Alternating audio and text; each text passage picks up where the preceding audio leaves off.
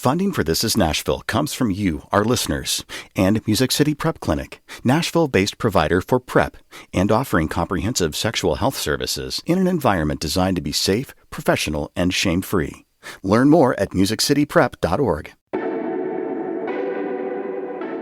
I'm Khalil Ekolona, and this is Nashville. 156 years ago, the Ku Klux Klan was created in Pulaski, Tennessee. It's just about an hour south of Nashville. Tennessee native and former Confederate General Nathan Bedford Forrest served as its first Grand Wizard. Last year, after years of protest by anti-racist leaders and activists, the bust of Forrest was finally removed from the state capitol. Earlier this year, the Southern Poverty Law Center said that the number of hate groups in Tennessee is declining, not because hate is declining, but rather because extremist and hateful ideologies are becoming more mainstream. This hour, we're asking, what is the state of white identity in Tennessee? And how do people who consider themselves liberal confront their idea of whiteness? But first, we all know that Tennessee is a town of trains. A lot of trains. For some, it's a rite of passage to get stuck in traffic waiting for that train to pass. I know it has happened to me. But what about when the train stops? That happens a lot around here. And some listeners wanted to know why. Our friends at Curious Nashville are always up for this kind of challenge. Here with some answers is Cindy Abrams, digital producer at WPLN. Hey, Cindy, welcome to the show. Hey, Khalil. Thanks for having me. Pleasure to have you with us. So what's up with trains? How did this come to Curious Nashville's attention? Yeah, so we had a listener write in and ask, they were actually specifically asking about the 4th Avenue train, about why it stops so often and why it's permissible. And we decided to take this and kind of look at Nashville as a whole and look at all of the train blockages in our city and why they're stopped and why it's permissible. Okay, so you guys looked at the entirety of the city and its train blockages. Where are train-induced traffic jams most prevalent in our city? So there's a number of them. Okay. What I ended up doing is the Federal Rail Administration has kind of a database of complaints about certain blockages all across Nashville. And so I analyzed that data and took a look at the most complained about blockages in Nashville. And I think that gives us a little bit a better idea of which blockages are really impacting people. So the top complained about blockage was Douglas Avenue in East Nashville. Okay.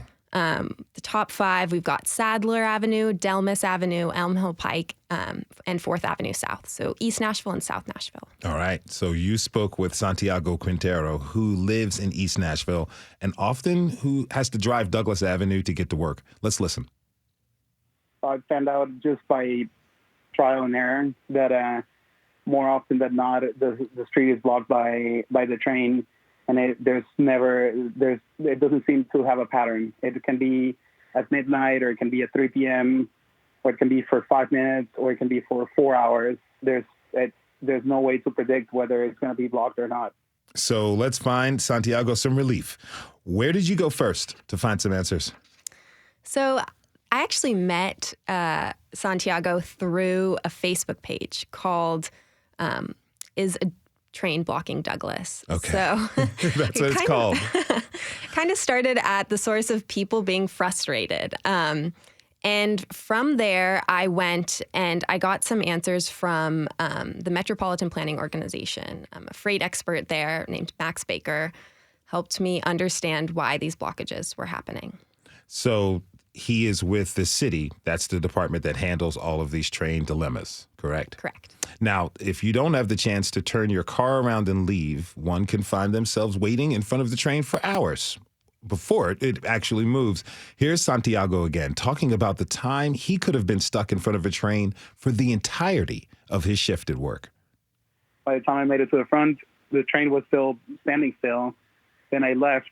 I went to work and whatever, and when I came back, I came through the same street, and the exact same train was there for my whole 6-hour shift. I mean, that's got to be one hell of an excuse to try to give to your boss. Like, hey, I wasn't sick. I was stuck behind a train for the entirety of a shift. That's amazing. Now, Cindy, do you have any idea why these trains are being stuck in place for so long? Yeah, so that's what Max Baker from the MPO really helped me understand. There are three main reasons why you'll see a train stopped. To start off with, a common reason is passing. So trains are sharing the rail lines, and often two trains will need to pass. And so in that case, if one train will either have to use kind of siding or a second track to wait for one train to pass, and then another will go through. Okay. So that process can take a while. A second reason is something called reclassification. So these trains are freight trains, and so often different freight cars have different destinations. So in this case, certain train cars will have to be removed from certain freight trains and attached to different trains so they can get to the appropriate destination. Okay. And the third reason is safety. So if there's trespassers, accidents, this will cause delays with trains. Now, I'm fascinated. You were talking about Santiago, who is a part of the local group, Is the Train Blocking Douglas on Facebook with 800 other people. And the group has started to give regular updates. You know, if there's a train stop there, it seems pretty significant that folks had to take matters into their own hands like this. Yeah, so I think there aren't a lot of resources for people who are impacted by these train blockages. I think a lot of them don't know why it's happening, and there's not an easy way to see if when you're driving to work, if you're going to be stopped by a train for 10 minutes, maybe an hour, maybe even a full day. So people started posting on this Facebook page saying, 10:22, train stopped. So before you leave your door, you can maybe have a better idea of if there's going to be a train there. I mean, what else are people doing to keep each other in the loop about train stoppings? Yeah, I think the Facebook page has been a great resource. Other than that, there is a portal that actually Representative Jim Cooper recently announced that the Federal Rail Administration is looking for feedback on this new portal. And it's a way for people to log complaints about blockages. Yeah. Okay. I know that we have Nashville severe weather on Twitter for big time weather alerts. A lot of people go, I use that. I wonder if there could be a Twitter page dedicated to train stoppings as well. Now, a lot of people have their theories on why this has become a big issue. Tell me, what are some of the most common misconceptions about this? Well, I think something that often isn't necessarily thought about is the fact that these train lines were built 100, 200 years ago, before a lot of Nashville was what it is today. And so the city has kind of grown up around these rail lines, and they haven't necessarily been able to adapt to new businesses and new neighborhoods. And so there is kind of this dichotomy between the rail lines existing and the city growing up. Have you ever been caught behind a train? I have. I am a resident of East Nashville, and I have been many times unable to cross to the other side due to the Douglas Avenue crossing, and to have recently become an active Facebook user of the page Is a Train Blocking Douglas. Okay. So what's next for this story? So actually on June 30th, the U.S. Department of Transportation announced that $573 million is going to be available in grant funding for this issue exactly. It's through a discretionary grant program called the Railroad Crossing Elimination Program. And cities are able to apply for this funding to create different safety precautions and also overpasses and underpasses for people to better get around these train blockages. Cindy Abrams is a digital producer at WPLN. She joined us to answer a Curious Nashville question. If you have a question for Curious Nashville, head to WPLN.org. Thanks so much, Cindy. Thanks, Khalil. We have to take a short break. When we come back, we're examining the prevalence of white nationalism in present-day Tennessee and how hate groups and their ideologies are affecting the politics of the state. Tweet us your questions at This is Nashville.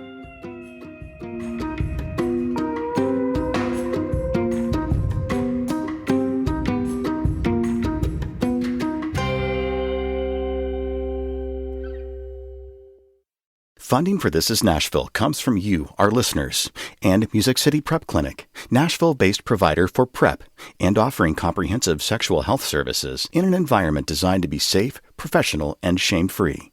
Learn more at musiccityprep.org. I'm Khalil A. Colonna, and this is Nashville. On Saturday, June 18th, members of the white nationalist organization White Lives Matter crashed a Juneteenth celebration in Franklin, Tennessee. With covered faces and white T-shirts, the group of young white men walked around carrying signs that warned against white replacement. White nationalist groups have been operating in public more often over the past few years as their views and ideals are becoming more mainstream. My next guest is a historian who is working on a book about racist bombings in Nashville. She's also a contributor for the Nashville Scene. Betsy Phillips, welcome to This is Nashville. Thank you. Thank you for having me. Really pleasure to have you for this show especially. Now, when you heard about the White Lives Matter protests down in Franklin, what was your initial reaction? I was annoyed, frankly. I wasn't surprised at all. I think we've seen an uptick, like you said, in white supremacist actions. But Juneteenth is a celebration of freedom. It's people getting together to, have cookout, hang out, and it just seemed so particularly mean-spirited and petty to be like, literally, we're going to come ruin your picnic because we're angry and insecure. Insecure. Okay, I'm going to talk about that with you a little bit later. Now, it's been reported that they were holding signs that talked about the Great Replacement theory that many extremist groups and pundits have been espousing. Can you give our listeners a breakdown of what the Great Replacement theory is? Sure. There's a kind of surface level that just is, I think, probably something a lot of white people have heard relatives spout even, that white people are becoming a minority in the United States and we're being, quote unquote, replaced by people of color. But among white supremacist groups, it's actually a little more convoluted than that. And they tend to believe that some group, usually the Jews, are breeding somehow people of color in such a way or convincing them to overpopulate while at the same time convincing white people to become gay or transgender or whatever so that we don't reproduce, so that we will be replaced by minorities. Okay, so secretly, Jewish people are helping African Americans and other non-white people continue to get their population numbers higher to reproduce, while at the same time convincing white people to not have babies. Exactly. Okay. How long? Tell me this. This theory is not necessarily new, right? No. I think, and our other guest may be able to speak to this even more than I can, but this is an old Christian identity idea, which would probably link it back to at least the 1920s. And, obviously in its early iteration, it was just a straightforward Jewish conspiracy that they believed that Jews and Black people specifically were, I'm sorry, this is so unbelievable, but this is the truth. Jews and Black people were descended from Eve and the snake. Okay. And then white people were descended from Adam and Eve. So in their minds, there's this like apocalyptic almost fight happening between good and evil and between people who are less than human, but with these kind of mystical powers that they have inherited from their dad, Satan. So obviously, like any good conspiracy theory, you wouldn't spring that on a person right away, right? You start with the whole, like, we have to secure a future for white children because regular people are kind of like, oh, okay, that seems reasonable, I guess. And then you slowly loop them into, here's the crazy stuff about how, the secret Jewish cabal is breeding people for their end purpose of whatever. So it's not so much man was created in the image of God. It's more of white man was created in the image of God. Exactly. Now, abortion is on a lot of our minds recently with the Supreme Court decision overturning Roe v. Wade. So what is the connection with anti-abortion rights and this great replacement theory? Oh, right. Well, it exactly goes towards they are terrified of white women aborting white babies. And, you know, that's just even if, you know, when people try to point out that, like, that's, you know, not necessarily like white women of childbearing age who are able to support children are not the demographics that end up having most abortions. It's pretty clear that that's where their anxiety lies. Even when you drive by Planned Parenthood and you see who's protesting, it's white people. Mm-hmm. And even if they say, like, oh, this is a site of Black genocide, it's really hard to, like, believe that because there aren't any Black people there protesting. Mm-hmm. So, you know, that to me is also like a really big cue that this isn't actually, it doesn't have anything to do with stopping Black people from getting abortions. Now, in your op-ed on the Franklin protest of the White Lives Matter heads, you said that this is, quote, a standard play from bored losers, which is pretty direct. I'm really fascinated by this idea about boredom. Like, what do you mean when you call members of these hate groups bored? Well, I mean, I was thinking even as far back as the founding of the KKK, which, as you know, happened here in Pulaski, Tennessee, where you had a bunch of white guys who were middle and upper class, but they had been completely cut off from their political power because they had been Confederates. So they're sitting around really with nothing to do. It's not like they can run for office. They can't do the kinds of political things that men of their station would normally do. So they come up with this basically like the Masons, but evil.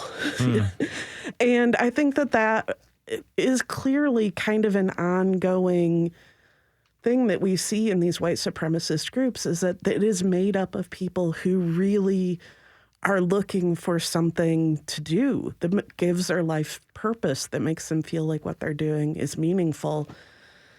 So, yeah, I mean, like, it really just seems to me like they're very bored and these terrible ideologies. Why is that particularly significant now? Well, I think because people feel so cut off politically. I mean, I think everybody just in general is like, wow, nothing we do is mattering in a political way. You know, everybody has been marching in the streets for everything. You know, women marched when Trump was elected. The Proud Boys have marched. You know, everybody on both sides has done the things that we've been told that if we do it, it will lead to cultural change. And no cultural change has happened. So I think that these folks feel like, well, if I can't get the change I want through traditional means, then I'm going to have to go to these kinds of extreme means. I need to force these confrontations. I need to force, I think a thing too that they really hope is that by being out and being public, white people who feel like split or like they might want to join in, but they don't want to like take a stand, will feel like they can take a stand. So I think it's really fortunate that we saw, especially in Franklin, a lot of pushback by both blacks and whites, because obviously, like, it is important to respond, for white people to respond with like, no, you don't speak for me. That's not how I feel. That's not the kind of America that I want to work towards. Now, for my last show in New Mexico, I interviewed Tony McAleer. He is a former racist skinhead who left the group and changed his views. He said part of his transformation was the realization that many of the leaders of these extremist groups are, in a sense, charlatans with hateful beliefs. Now, in your op-ed, you imply that the white supremacist movement is not one that exhibits much solidarity. Right. Why is that? Well, because in general, they're terrible people. So when you can coalesce around one thing that you all agree to be terrible about, then that's great. Then you're focused on that one thing. Like, okay, we're going to go out and we're going to harass these Black people. But when you don't have anything else going on, you're still terrible. I wouldn't even say that they do turn on each other. The research that I've been doing is just everybody sleeping with everybody else's wives, them getting in big fights about it. We talk about the Ku Klux Klan as if it's the Ku Klux Klan, but it's actually all of these little splinter groups because they can't get along. And so I think that that's really, like, on the one hand, it feels really overwhelming. Like, oh my gosh, look at all these hate groups. What are we going to do about it? But on the other hand, the reason that there are so many is because they will split up for any reason. And usually because they're doing terrible things to themselves. Like, I forget the name of the guy, but, there was very recently, like within the past 5 years, the racist who slept with his dad's new wife. This is not a way to behave. This is, it's kind of that old joke about, like, well, if whites are supreme, why are you guys so gross? But it's also, there's like a ring of truth to it too, that these people who are holding themselves up as supremacists, as so great, are behaving in these ways that are really vile. What do you think that means for the present day iterations of the movement, these behaviors? Well, I think that it's kind of bad news, because it means that in order to keep the groups coherent, they have to have outward violence to participate in. So I think that we will see a continued rise in violent extremism, because that's what they do to keep the group together. If you're just tuning in, this is Nashville, and I'm your host, Khalil A. Colonna. We're talking this hour about white nationalism and white supremacy movements in Tennessee. Tweet us your questions at This Is Nashville. I'd like to bring in my next guest. Daniel Sharfstein is a professor at Vanderbilt, focusing on the legal history of race in the United States. He's the author of Invisible Line: 3 American Families and the Secret Journey from Black to White. Daniel, welcome to This Is Nashville. Hi, Khalil. So, Betsy was talking about the Great Replacement theory earlier, and I wondered your thoughts on what might be driving the recent uptick in this Great Replacement theory rhetoric. In some ways, I think of this as a sign of how we're so close to transformational change in this country, that there's an incredible emergence of new diversity in this country. We've seen coalitions emerge that have elected people like Barack Obama to the White House. And in so many ways, I think our racisms in the United States have always flourished in times that are flush with the promise of freedom and equality. So think about the Ku Klux Klan. It was founded here in Middle Tennessee, not during slavery, but in response to emancipation and Reconstruction, right? You don't need the Klan in a slave society. You have the militia, you have slave patrols, you have the institutional machinery and everyday violence of slavery. We can think about, in so many ways, the rise of overt white supremacy, right? The expression of and flowering of ideas about racism.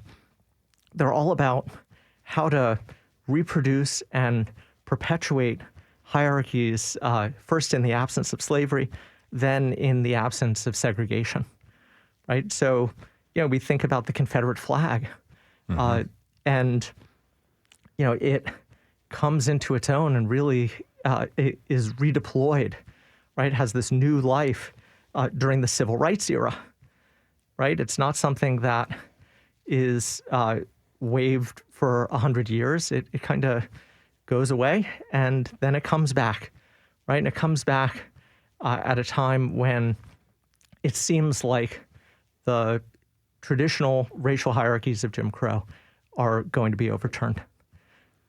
Now, and the January 6th insurrection has been on a lot of our minds recently. We have a lot of things on our minds recently. You know, since Congress has been really holding these hearings over the past month, there are nearly 24 Tennesseans who took part in that insurrection. And I remember a lot of people being really shocked at the events that day, the storming of our nation's capital. But that display was a culmination of years of white supremacist threats and demonstrations, right? I think yes. I think that the January 6th insurrection, I mean, in many ways, it's something that we haven't let ourselves quite think would be possible, right? And because I think we never thought that people would rather burn down the country than see a country that is more egalitarian. And, you know, it's a real wake-up call. I believe for a lot of people, it was a wake-up call. Again, I was out in New Mexico. Honestly, it wasn't necessarily a wake-up call for me. I saw these things kind of written in the ethers coming along, particularly as the protests of 2020 started to happen. And, you know, people started talking about the idea of whiteness. Let me ask you, Dan, when you look at Nashville today, what are some of the ways you see whiteness expressing itself?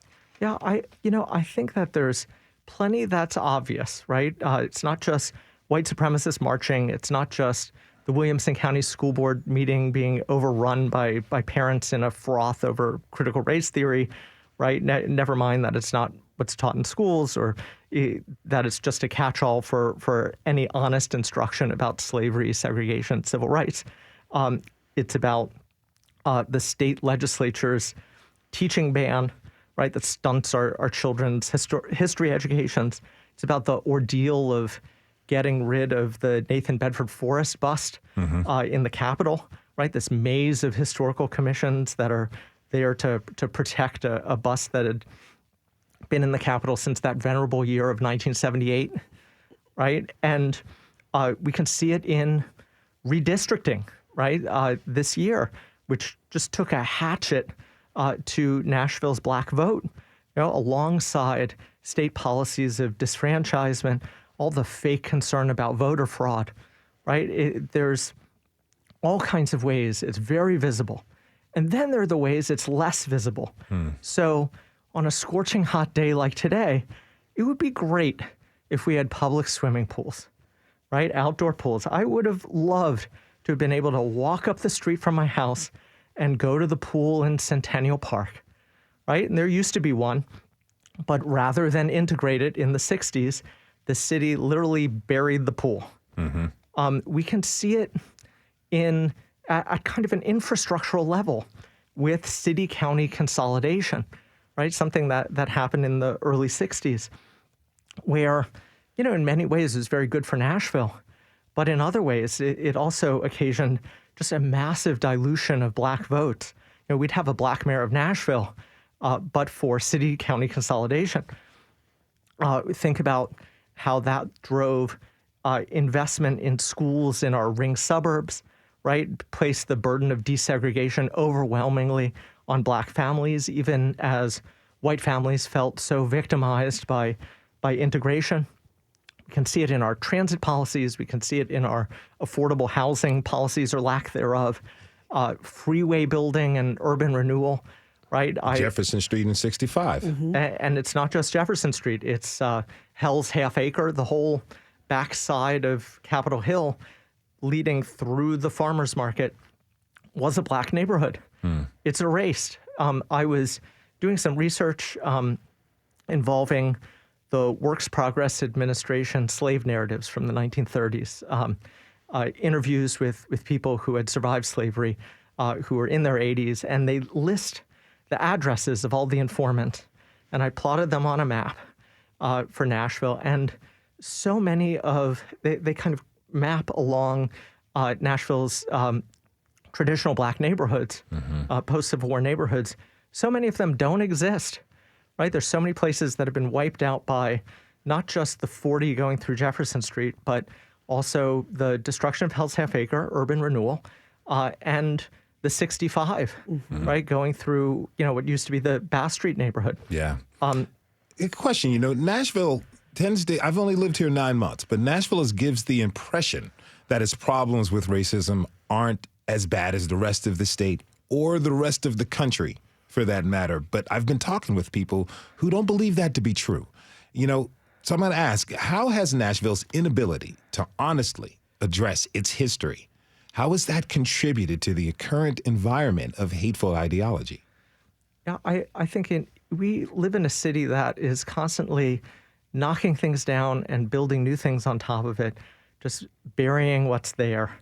And if you do that, if you're not aware of the deep history of racism and division in the city, alongside the deep history of civil rights struggles and struggles over slavery and freedom, then we have less of a sense of who matters.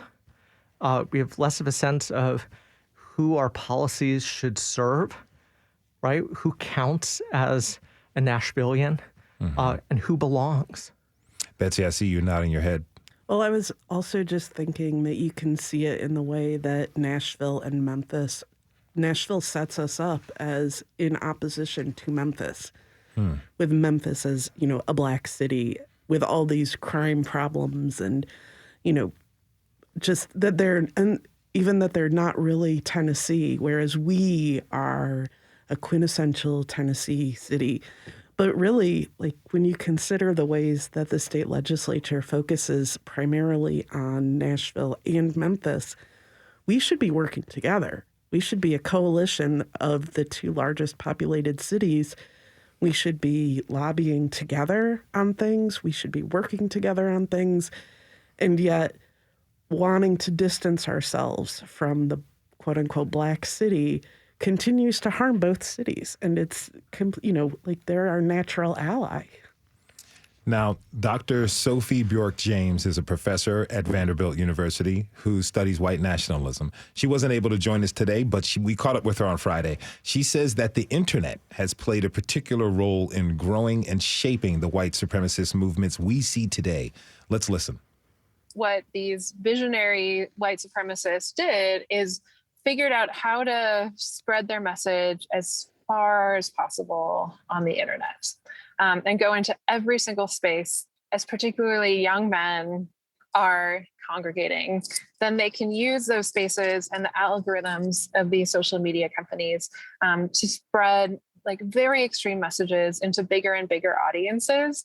And they've been incredibly successful with that, right? And I think that the different platforms have different kind of qualities about them, right? Where Twitter is much more kind of about politics and facts, but then if you go to places that are younger people are congregating on, like Reddit or 4chan or formerly 8chan, it's more about memes and images, and they call it shit posting. It's intentionally not trying to be about integrity and honesty. There's always a kind of humorous and ironic component to it, but that doesn't mean that the message is any less dangerous.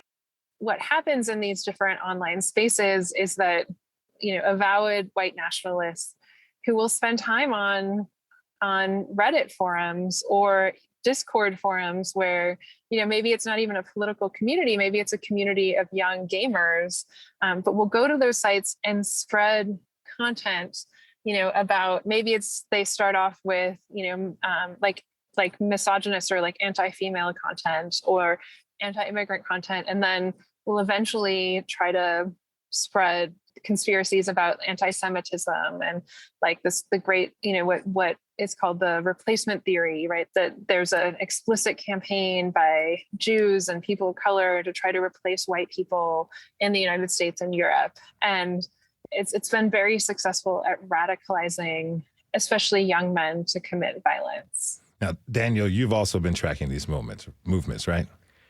I mean, to some extent, mostly I think on social media and the internet, I'm kind of mostly a bystander and a concerned and horrified parent, right? So, I see the kinds of media that are, just bombard our kids, right? It's interesting that they're using misogyny as this gateway drug to get to white nationalism. Betsy, can you talk about that a little bit? Right. Well, I think that it actually harkens back to something that Dan said about that this is a very hierarchical worldview. So getting young men to buy into one version of the hierarchy, like, well, you're a man, you're supposed to be in charge. Where's your woman? You're supposed to have you were owed a woman and you don't have one. You've been cheated by society. That's just a short leap to if your main concern as a young man is like, well, where's my girlfriend that I am promised by whatever? Hearing that, the Jews don't want you to have a girlfriend because they don't want you to reproduce because they want there to be more, all these things easily feed into each other. And I think that our society is still kind of geared towards accepting some level of violence towards women, especially in interpersonal relationships. So we as a whole society are less likely, it's like, well, boys be boys. Of course they're going to, run their mouths on the internet or whatever. We don't see it as like a big problem until it blossoms into a big problem. But it is like this easy way to kind of get young men used to the idea of like, well, yeah, some people are lesser than you. And some people, you can talk bad about them and people will just laugh it off, or you can make jokes and nobody will, stand up to you about it. And we as a society, we joke about women. It's an easy way to kind of get them used to it. And then you can start bringing in more extremist ideas. We have to take a short break. When we come back, we'll continue our discussion on white nationalism with a bent toward how we got here. Tweet us your questions for our panelists at This Is Nashville. We'll be right back.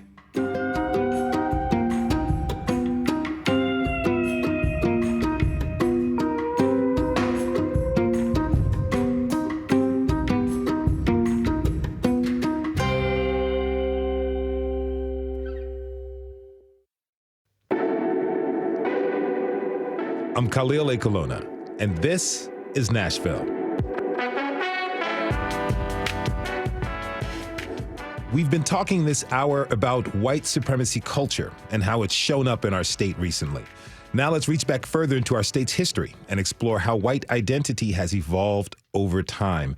Vanderbilt professor Daniel Sharfstein is still with us. Daniel, you've written about the legal definitions of race. How have those definitions played a role in our history here in Tennessee? Sure. So for many years, up through the early 20th century, definitions of race, who's white, who's black, they've really varied from state to state, right? Who's slave, who's free, who's black, who's white. So someone who was legally black in North Carolina would conceivably be able to cross the border into Virginia, where they'd be white. North Carolina had a 1/8 rule, where one great-grandparent determined your race, whereas Virginia had a 1/4 rule. Now, after the Civil War, as segregation took hold of the South, in the 1890s, in the first decades of the 20th century, that's when these fractions, these blood quantum rules, were replaced by one-drop rules. And Tennessee was actually a relatively early adopter of one-drop rules, in part because Tennessee was so closely politically divided between Democrats, who at the time were the party of white supremacy, and Republicans, who were mostly in the East, in the hills, and African Americans emerged as a swing constituency. And as a result, the politics of race became very hard-edged, and Tennessee segregated its railroads and adopted one-drop rules relatively early as a kind of a cudgel to aggressively cut African Americans out of the body politic so Democrats could maintain political control over the state. Now, speaking of legal definitions, people who are of Middle Eastern or North African descent are grouped under white on the census. That has a particular significance here in Nashville, right? Sure. Nashville has a large Middle Eastern population, right? And in some ways, these rules have always affected how people who are outside of the traditional black-white binary, how they think about claiming their stake in America. So, for immigrants, whether regardless of where they're from, we've seen over history times when groups have to think about alliances and analogies, right? Do we analogize our struggle to the Black freedom struggle? Or do we try and distinguish ourselves as much as possible to say we are not like Black people at all, so you should accept us as white people? What other implications might legal definitions have here? Yeah, so, when we think about these legal definitions, one thing I think that is really important to keep in mind is that the definitions change and they transform, right? And whiteness can be many things, right? And it has to be in a changing society. Its chameleon quality is what allows it to keep serving the purpose of keeping some people poor, keeping some people rich, right? Keeping some privileged and others kind of immiserated and divided against each other. But ultimately, I think of these definitions as meaningless outside of what they do to our society, right? So Stuart Hall, he called race a floating signifier, right? It's something that changes in different contexts. But what doesn't float, right? What is real, what isn't a fiction, is it's not race, it's racism that's real, right? W.E. Du Bois was asked, what is a Black person? He says, when I'm asked what is a Black person, I say, it's easy. The Black person is the person who has to ride the Jim Crow car through Georgia, right? And I think the same holds with whiteness, right? That whiteness itself doesn't mean much, but what really means a lot are the health gaps, the wealth gaps, the education gaps that are just inexcusable in 2022, right? When we think about home values, a lot of people in Nashville care about their home values.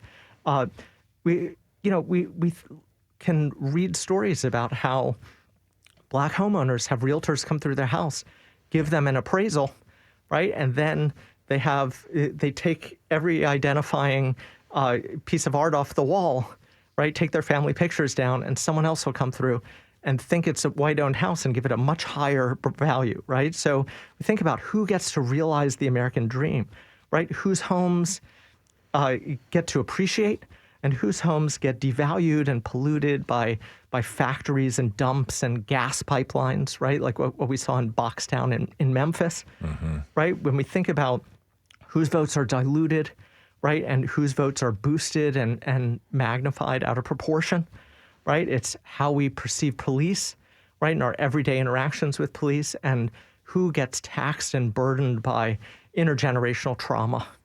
Now, Dr. Sophie Bork-James of Vanderbilt says that economic inequality has been increasing in our country since the 1970s, and that conversations around racial justice can create a kind of tension for white Americans who feel like they aren't able to get ahead themselves. Let's listen. You know, the United States continues to be completely stratified by racial inequality. You know, as of 2019, Black wealth was 15% of white wealth on average. You know, the Black median income has been just 60% of white median income. You know, I'm a social scientist, and if we look at every kind of measure of inequality in our society, we see that racial inequality remains the backbone of our society. So if we look at health, African American parents are twice as likely than white parents to have a child die before their first birthday. Right? If we rates of maternal mortality are significantly higher for African Americans, that Black children have a 500% higher death rate from asthma compared to white children. So the evidence is dramatic in demonstrating the reality of racial inequality is continuing to structure our society. Yet, especially for white Americans, there's a similarly dramatic misrecognition of that reality. There's been surveys that have come out that have shown that a majority of especially conservative white Americans believe that white people are now experience more discrimination than people of color. There's polling that shows that many white Americans believe that it's racism is kind of a zero-sum game. So in that if people of color are achieving more equality, it will mean more problems for white people. Historian Betsy Phillips is still with us. Betsy, how significant is it that white people are seeing themselves discriminated against more than people of color? Well, I've actually been thinking during our conversation that it's important to acknowledge that one of the reasons I think that we're seeing this uptick is that white people were shocked to see white people in the streets for Black Lives Matter. I think that white parents were appalled and concerned, and that is part of what we're seeing is a massive backlash because they just hadn't realized that their kids were sympathetic, and not just sympathetic, but saw themselves in community with people of color and believed them when they said, hey, this is how we're being treated by the police. So I think that part of the reason that a lot of white people feel like they have it worse than people of color is because we're still so segregated and they don't know people of color. Because how could you think that if you had friends who would actually speak openly with you about their own experiences, you wouldn't think man, my friend Khalil has it so great, I envy him, because you would have talked honestly as friends about the things that have troubled you. And so I think, again, part of maintaining whiteness is maintaining this segregation, because if we came together as a real community that listened to each other, you just couldn't think that. You couldn't think that, you're at the short end of the stick.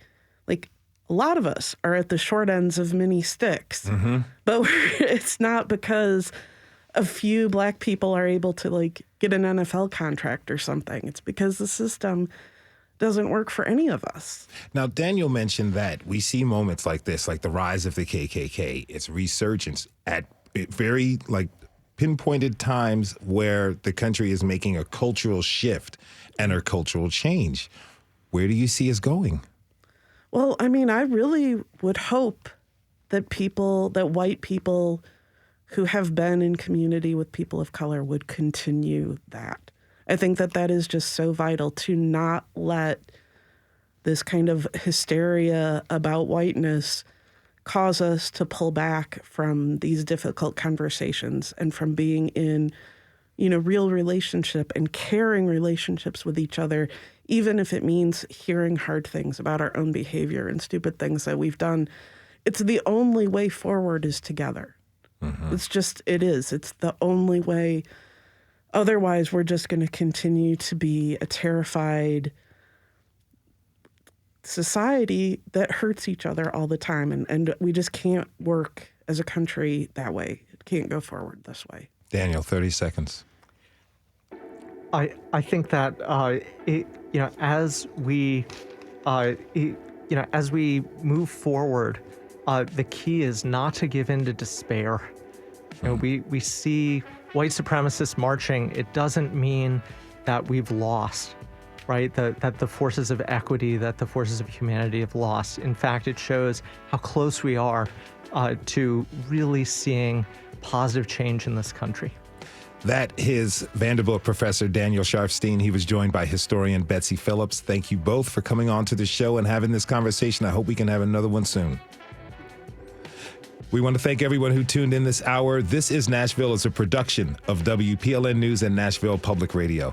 Listen back at thisisnashville.org or wherever you get your podcasts. Our producers are Steve Harouche, Rose Gilbert, and Tasha A.F. Lemley. Our digital lead is Anna Gallegos-Cannon. Michaela Elias is our technical director. Our executive producer is Andrea Tuthope. Shout out to our intern Doreen Chernecki. The masterminds behind our theme music are Larange and Namir Blade. The conversation doesn't end here. Tweet us about this episode at This Is Nashville. Find us on Facebook and Instagram and tell us what you want from our show by filling out our quick survey online.